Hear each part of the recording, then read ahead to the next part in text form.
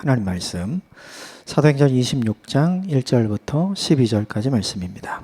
함께 교독하겠습니다. 아그리빠가 바울에게 이르되 너를 위하여 말하기를 내게 허락하노라 하니 이에 바울이 손을 들어 변명하되 아그리빠 왕이여 유대인이 고발하는 모든 일을 오늘 당신 앞에서 변명하게 된 것을 다행히 여기나이다. 특히 당신이 유대인의 모든 풍속과 문제를 아심이니이다. 그러므로 내 말을 너그러이 들으시기를 바라나이다. 내가 처음부터 내 민족과 더불어 예루살렘에서 젊었을 때 생활한 상황을 유대인이 다 아는 바라. 일찍부터 나를 알았으니 그들이 증언하려 하면 내가 우리 종교의 가장 엄한 팔을 따라 바리새인의 생활을 하였다고 할 것이라. 이제도 여기 서서 신문 받는 것은 하나님이 우리 조상들에게 약속하신 것을 바라는 까닭이니 이 약속은 우리 12지파가 밤낮으로 간절히 하나님을 받들어 섬김으로 얻기를 바라는 바인데 아그리빠 왕이여 이 소망으로 말미암아 내가 유대인들에게 고소를 당하는 것이니이다. 당신들은 하나님이 죽은 사람을 살리심을 어찌하여 못 믿을 것으로 여기나이까? 나도 나사렛 예수의 이름을 대적하여 많은 일을 행하여야 될 줄 스스로 생각하고 예루살렘에서 이런 일을 행하여 대제사장들에게서 권한을 받아가지고 많은 성도를 옥에 가두며 또 죽일 때 내가 찬성 투표를 하였고 또 모든 회당에서 여러 번 형벌하여 강제로 모독하는 말을 하게 하고 그들에게 대하여 심히 격분하여 외국 성에게까지 가서 박해하였고 그 일로 대제사장들의 권한과 위임을 받고 다메섹으로 갔나이다. 아멘. 어제 보면 마지막에 드디어 사도 바울이 아그리빠 왕 앞에서 이야기할 수 있는 기회를 얻게 되죠. 큰 위험을 가진 아그리빠와 버니게의 모습, 남루하고 초라하지만 하나님의 말씀을 가지고 예수 그리스도를 담대하게 선포하도록 선 사도 바울의 모습. 사람들의 모습 속에서는 아그리빠와 버니게가 이제 주목을 받게 되지만 하나님의 관점에서는 오히려 사도 바울이 주목하게 되죠. 우리가 좀 생각해 봐야 될 것이 있다고 했어요. 어느 모습처럼 되고 싶은가? 어떤 것이 우리 인생의 목적이어야 하는가? 좋은 거, 큰 거 다 지나가게 되죠. 결국 남는 것이 무엇인가를 생각을 해보면 하나님 앞에서 우리 인생이 어떤 방향으로 가야 하는지가 결정이 되는 거죠. 사람들이 주목하는 인생이 아니라 하나님이 주목하는 인생, 사람들에게 인기 있는 인생이 아니라 하나님이 인정하시는 인생, 역사가 기억하는 사람이 되는 것이 아니라 하나님이 기억하시는 사도 바울과 같은 모습이 되는 것이 저와 여러분의 인생의 목표가 되기를 바랍니다. 오늘은 드디어 아그리파 앞에서 사도 바울이 증언하는 내용이 등장을 합니다.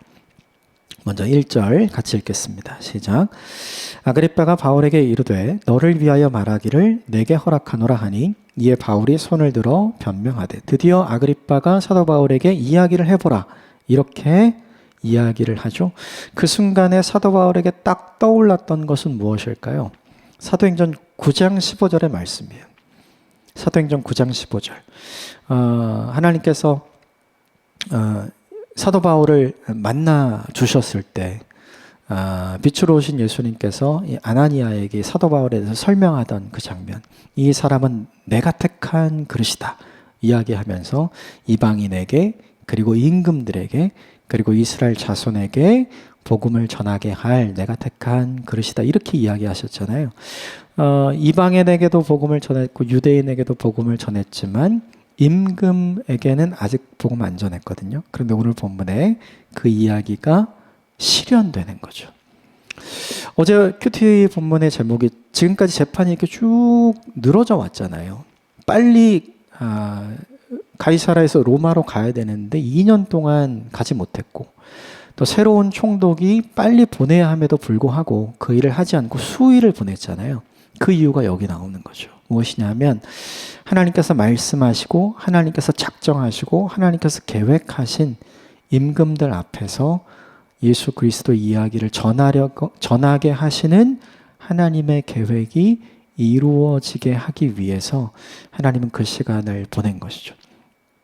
이 본문이 우리에게 알려주는 바가 있다면 하나님의 뜻은 반드시 이루어진다. 그런데 중요한 건 하나님의 뜻이 반드시 이루어지기까지 우리가 해야 될 일이 있어요. 시간을 견디는 일입니다. 이 일에 실패가 없는 저와 여러분이 되시기를 주님의 이름으로 축복합니다. 시간이 더디가면 그것이 빨리 이루어지지 않으면 우리는 이게 아닌가? 이런 생각을 하잖아요. 근데 그게 아니라 하나님의 뜻은 천천히 이루어지는 것이구나. 이 시간을 내가 잘 이기면 그리고 그 소명에 붙들린 사람으로 내가 현장에 남아 있으면 하나님의 뜻이 아름답게 이루어지는 것을 보게 되는구나. 이것 때문에 위로와 격려와 힘을 얻는 저와 여러분이 되었으면 좋겠습니다. 2절 말씀 같이 읽겠습니다. 시작. 아그리빠 왕이여, 유대인이 고발하는 모든 일을 오늘 당신 앞에서 변명하게 된 것을 다행히 여기나이다. 여기에 다행히 여기나이다, 거기에 뭔가 표시를 좀 해주면 좋겠어요. 이 말이 안 좋은 일이 아니라서 참 다행입니다. 이런 의미도 있지만 우리말로 좀 번역하면 내가 당신 앞에서 말하게 되어서 행복합니다, 이런 뜻이에요. 쉽게 말하면 사도 바울이 지금 가이사랴 영내에서 이제 2년 동안 시간을 보냈잖아요. 그리고 새로운 총독이 와서 재판에서 이겼음에도 불구하고 상소를 했음에도 불구하고 아직 로마로 가지 못했잖아요. 그런데 내가 왕인 당신 앞에서 이 복음의 이야기를 하게 된 것이 내게 얼마나 행복한지 모르겠습니다. 이 이야기를 지금 하고 있는 거죠. 사도 바울이 행복했던 첫 번째 이유는 아까 말씀드린 것처럼 하나님의 뜻이 이루어지고 있는 것을 보았기 때문이죠. 사도행전 9장 15절에 예수님께서 아나니아에게 했던 그 말, 아나니아가 내게 전해주었던 그 말이 진짜로 이루어지고 있기 때문에 행복했던 것이고, 또 하나는 뭐냐면 임금들 앞에서 복음을 전할 수 있는 기회를 사도 바울이 스스로 만들 수는 없었잖아요, 지금까지. 그런데 하나님 말씀하신 대로 임금들 앞에서 복음을 전할 수 있는 기회가 만들어졌잖아요. 그래서 그 자리에서 예수님의 이야기를 할 수 있는 게 너무나도 지금 행복한 거예요. 사도 바울은 엄격히 말하면 죄수는 아니지만 아직 미결수죠. 재판을 더 받아야 되는 사람인 거잖아요. 분명히 죄수는 아니에요. 하지만 미결수의 상태에서 왕을 만나는 것은 사실은 굉장히 어려운 이야기죠. 그런데 오늘 기회가 생겼어요. 어떤 기회요? 왕을 만난 기회가 아니라 왕을 만나서 예수님을 전할 수 있는 기회가 생겼죠. 그래서 사도 바울은 지금 행복한 거예요. 사도 바울의 행복의 조건, 그가 풀려났다거나 그가 자유롭게 됐다거나 그가 로마로 빨리 이송이 됐다거나 그런 게 아니죠. 그가 꿈꾸고 계획하고 원했던 일이 다 이루어져서 행복한 게 아니에요. 사도 바울이 행복했던 건 뭐냐 하면 하나님이 말씀하신 일이 이루어져서 하나님이 여전히 나와 함께 계시고 나를 사용하시는구나를 깨닫게 되어서, 그리고 무엇보다 예수님의 이야기를 할 수 있어서 행복한 거죠. 우리도 그런 때가 있었는지를 좀 곰곰이 생각해 봐야 할 것 같아요. 언제 우리가 행복한가? 내가 원하고 바라는 일이 이루어지면 행복하죠. 그런데 그것보다 더 큰 행복의 이유가 있다면 오늘 사도 바울의 행복의 이유가 되기를 주님의 이름으로 축복합니다. 나를 향하신 하나님의 계획과 하나님의 뜻이 이루어지고 있구나, 이것을 보았기 때문에 행복한 저와 여러분이 되었으면 좋겠습니다.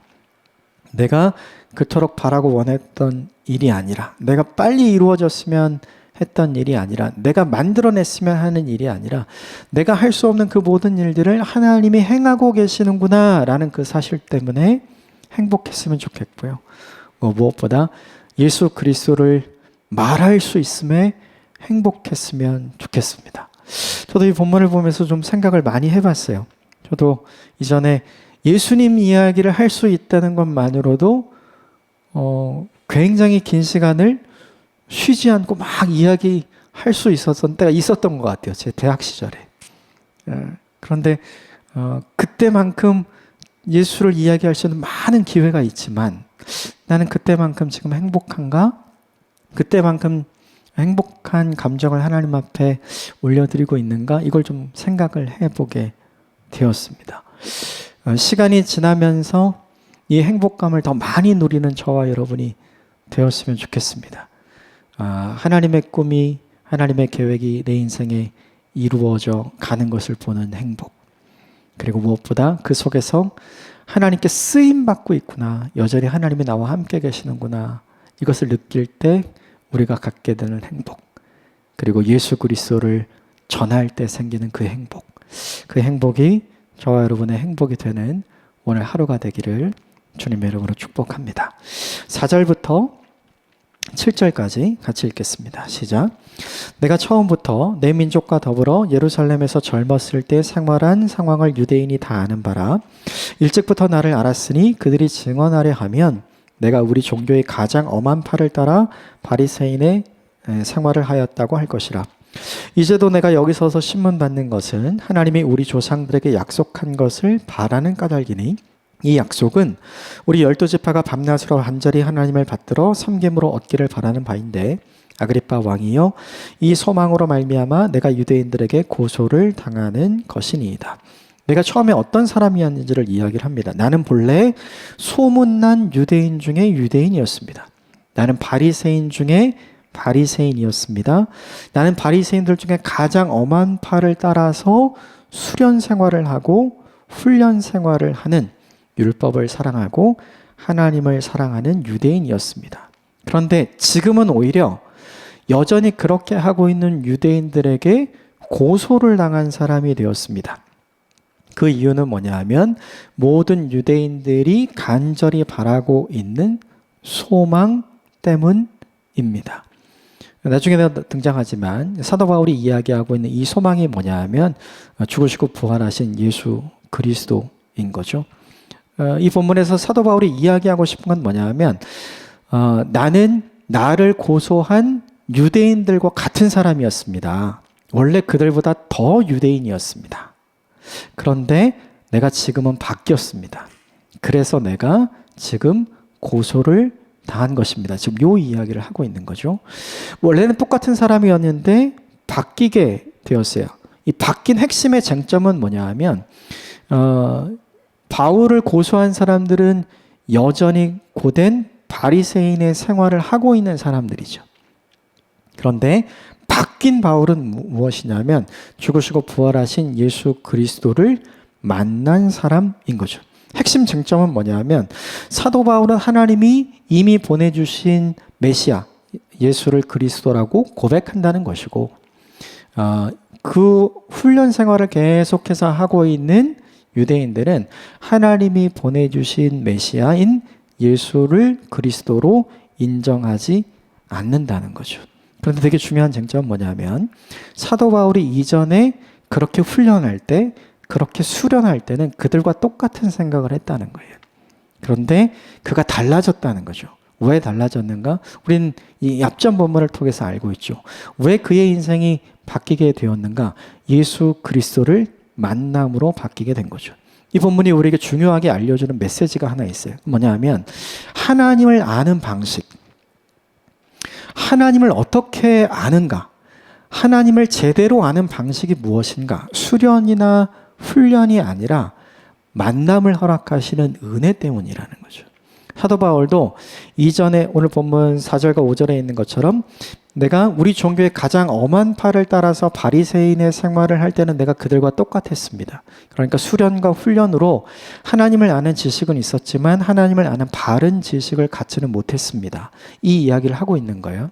그런데 내게 주어진 은혜로 부활하신 예수 그리스도께서 빛으로 내게 찾아와 주시고 나를 만나 주신 그 은혜의 사건 때문에 내가 하나님을 아는 바른 지식을 갖게 되었습니다. 이야기하는 거죠.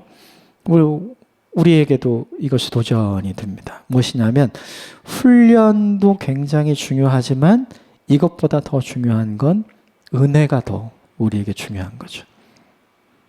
우리가 하나님을 알기 위해 노력한다고 하나님을 만나게 되거나 하나님을 잘 알게 되는 것이 아니라 그분이 은혜로 우리를 만나 주셔야 우리가 하나님을 제대로 알게 되고 우리가 하나님을 제대로 믿게 되는 역사가 일어나게 된다는 걸 오늘 사도 바울이 보여주는 거죠.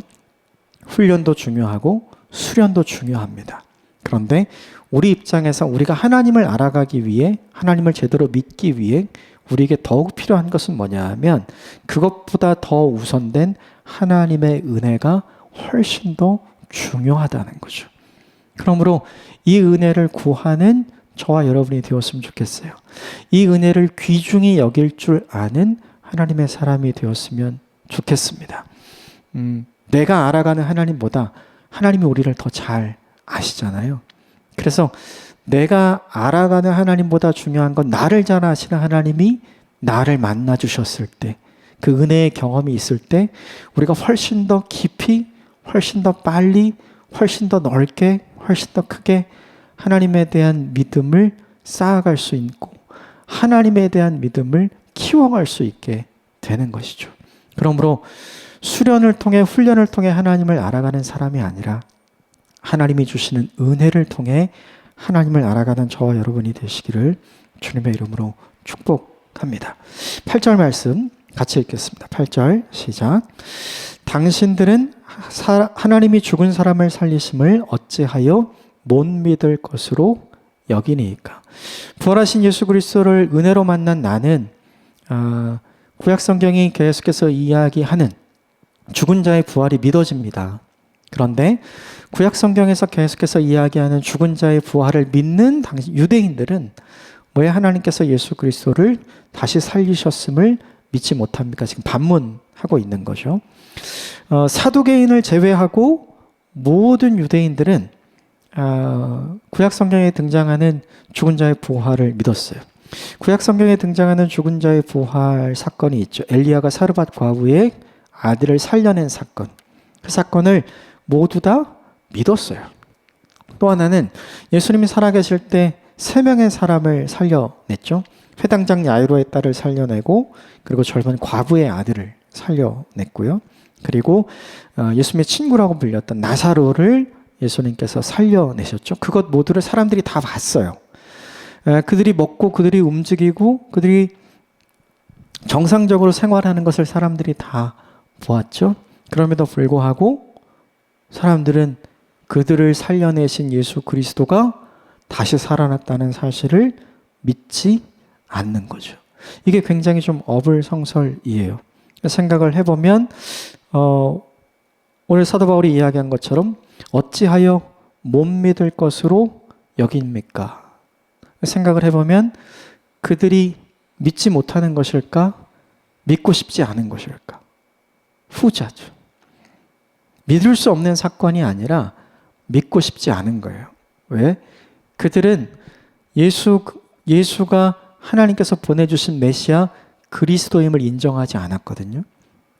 그러니까 그들이 예수 그리스도를 믿는다는 것은 자기들의 신앙이 잘못되었다는 것을 인정하고 들어가야 되는 거예요. 그런데 그걸 할 수가 없었던 거죠. 그래서 그들은 예수 그리스도를 믿으려고 하지 않았고 믿고 싶어 하지 않았죠. 믿을 수 없었던 것이 아니에요. 믿지 못했던 것이 전혀 아니죠. 믿으려고 전혀 하지 않았던 거죠. 이것이 무엇이냐면 사도 바울이 지적하는 유대 열심주의자들의 문제였어요. 곰곰이 우리들에게도 좀 생각을 해보게 돼요. 우리도 이런 게 있는 것 같아요. 믿고 싶지 않은 것이 우리도 있잖아요. 그런데 그것을 믿어야 할 때 우리도 자꾸 거부하게 되고 우리도 자꾸 피해야 하게 되잖아요. 대표적으로 이런 게 무엇이 있는가 생각을 해보면 하나님께서 나를 사랑하시는 것처럼 하나님께서 내가 싫어하는 사람도 사랑하신다는 사실을 우리는 받아들이기가 굉장히 어려워요. 내가 하나님의 자녀라면 그도 하나님의 자녀가 될 수 있다는 사실을 우리는 받아들이기가 굉장히 어려워요. 만약에 그가 하나님의 자녀가 되어 하나님 나라 간다면 나는 거기 절대 가고 싶지 않다라는 생각이 여전히 지금 우리에게도 있단 말이죠. 그러니까 오늘 본문에 8절에 사도 바울이 던진 이 질문, 왜 믿으려고 하지 않는가? 왜 믿고 싶어 하지 않는가? 사도 바울의 논리로 살펴보면 분명히 유대인들이 잘못인 것 같지만 이것을 우리에게 적용해 보면 우리도 똑같이 사도 바울이 이야기한 유대인의 마음이 여전히 있는 거죠. 유대인들은 하나님의 말씀을 받은 사람이에요. 그래서 이 세상에서 하나님을 가장 잘 알 수 있었던 사람. 놀라운 은혜죠. 그럼에도 불구하고 유대인들은 그들을 사랑해서 그들을 위해 보내주신 메시아를 거부했죠. 왜냐? 자신의 잘못을 인정하기 싫었죠. 그리고 자신이 만든 메시아를 믿고 있었기 때문이죠. 우리도 어쩌면 그런 식으로 신앙생활을 하고 있지 않은가 곰곰이 생각해 볼 필요가 있어요. 하나님이 내게 허락하신 우리가 반박하기 어렵고 부정하기 어려운 말씀이 하나 있죠. 하나님이 세상을 사랑하사 독생자를 주셨으니 이는 저를 믿는 자마다 멸망하지 않고 영생을 얻게 하려 하심이라. 그런데 우리는 하나님이 세상 사랑하시는 세상 속에서 야, 저 사람은 구원받지 않았으면 좋겠다 라는 마음이 우리에게도 있는 게 사실이잖아요. 그러니까 이 마음을 바꾸는 것이, 이 태도를 바꾸는 것이 오늘 사도 바울이 던진 이 질문에 대해 유대인이 가진 마음을 갖지 않는 방법인 것 같아요. 시간이 지나면 지날수록 하나님은 우리의 생각을 바꾸시고 우리의 마음을 바꾸어 주시는 줄 믿습니다. 가장 대표적인 예가 그런 생각을 가지고 있었던 사도 바울을 바꾸어 주신 거잖아요. 이것은 훈련으로 수련으로 된 것이 아니라 하나님의 은혜로 된 것이잖아요. 그러므로 이 본문이 우리에게 주어지는 이 질문이 우리에게 주는 메시지, 여전히 나에게도 하나님의 은혜가 필요하구나. 이 하나님의 은혜를 구하는 오늘 하루가 되었으면 좋겠어요. 그 위에 9절부터 12절까지 사도 바울은 자신의 모습을 고백합니다. 마지막 같이 읽어보겠습니다. 시작. 나도 나사렛 예수의 이름을 대적하여 많은 일을 행하여 될 줄 스스로 생각하고 예루살렘에서 이런 일을 행하여 대제사장들에게 권한을 받아가지고 많은 성도를 오게 가두며 또 죽일 때에 내가 찬송 투표를 하였고 또 모든 회당에서 여러 번 형벌하여 강제로 모독하는 말을 하게 하고 그들에게 대하여 심히 격분하여 외국 성에게까지 박해하였고 그 일로 대제사장의 권한과 유임을 받고 다메섹으로 갔나이다. 내가 이전에 은혜를 받기 전에 내가 했던 수련과 훈련으로 쌓은 지식으로 얼마만큼 하나님을 힘들게 했는가. 하나님 믿는 사람들을 내가 얼마나 많이 죽이고 내가 얼마나 많이 투옥시키고 하나님의 마음을 아프게 했는가를 이야기하고 있는 거죠. 그런데 그 당시에 그는 그 일이 하나님을 위하는 일이라고 스스로 생각을 했었죠. 그래서 이렇게 얘기했어요. 이 예수의 이름을 대적해서 많은 일을 해야 한다고 나 스스로 생각하고 있었다. 나도 유대인들과 같은 생각을 가진 사람들이었다. 그런데 내가 했던 모든 일이 지금 와서 돌아보니까 하나님을 위해서 했던 일이 아니었다. 그것은 나의 착각이었다. 이렇게 생각을 했던 거죠. 사도 바울이 예수님 만나기 전 인생에 가졌던 소명, 그 소명은 하나님이 주신 소명이 아니라 그냥 내 생각이었다는 걸 지금 누가 얘기하냐면 사도 바울이 이야기하는 거죠. 그러므로 우리에게 중요한 것이 하나 있어요. 그것이 무엇이냐면 지금 내가 아무리 하나님의 뜻이라고 확신하는 것도 시간이 지나면 하나님의 뜻이 아니라 내 생각일 수 있어요. 사도 바울이 예수 그리스도를 만나기 전에 분명하게 가지고 있었던 소명 때문에 대제사장에게 권한을 받아서 다메섹으로 사람들을 잡으러 가잖아요. 그게 자기 인생에 하나님을 위한 가장 좋은 일이라고 생각을 했었어요. 근데 지나고 보니까 그게 가장 잘못했던 일임을 지금 사도 바울이 고백하고 있잖아요. 그러므로 우리가 해야 할 일이 있습니다. 함부로 이것이 하나님의 뜻이다. 함부로 이것이 나를 위해 하나님께서 허락하신 소명이다 라고 선입견을 가지면 안 된다는 거죠. 함부로 생각할 것이 아니라는 거예요. 거기에서 분별을 해야 하는 거죠. 분별의 기준은 되게 간단해요. 오늘 본문 9절부터 11절까지에 나오는 이것이 하나님이 주신 소명이 아니라 내 생각이었던 확실한 이유는 뭐냐 하면 하나님의 소명이었으면 사람들이 살아나야 되고 사람들이 세워져야 되는데 내 생각이었기 때문에 사람들이 죽어가고 사람들이 투옥되었던 거죠. 우리도 곰곰이 생각을 해볼 필요가 있는 것 같아요. 나의 착각과 하나님이 주신 소명을 어떻게 분별할 것인가? 그 일을 통해, 그 일을 하는 나를 통해 누군가가 살아나고 있고 누군가가 세워져 가고 있다면, 그리고 그들도 똑같이 그 일을 하고 있다면 그것은 하나님께서 우리에게 허락하신 하나님의 뜻과 소명일 확률이 굉장히 높죠.